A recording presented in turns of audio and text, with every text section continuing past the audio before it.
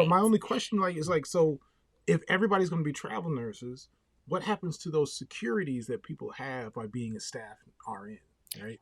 Because they're different, right? Now that is something that I feel companies have used as a propaganda to brainwash, to kind of persuade nurses or anyone to stay staff. Well, what about you're going to run out of insurance, you're not going to have this, what about that security of having a job every day?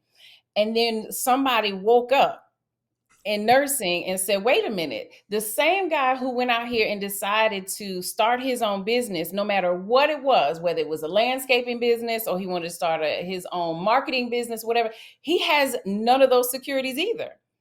And along the way, as he built up his company and his income, so he found ways to provide himself with those securities, because many years ago you couldn't just outright buy insurance, you had to get it through your employer. Well, that got done away with many years. So yeah, you can get your own plan through Blue Cross Blue Shield and all these other companies, and at a very decent rate, because they know nurses are out here being entrepreneurs.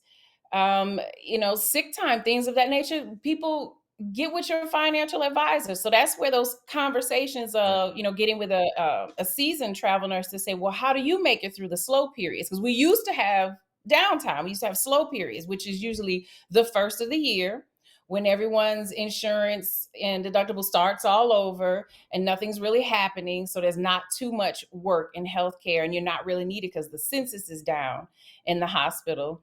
You got to learn how to save. You got to learn how to put some money away, which is the same thing that happens at your job. It's Mm-hmm. just someone else reaching into your bank account saying, let me take a little bit of that and put that to the side so you don't spend it for when you need it later. I Mm-hmm. got you. We have to be that responsible person.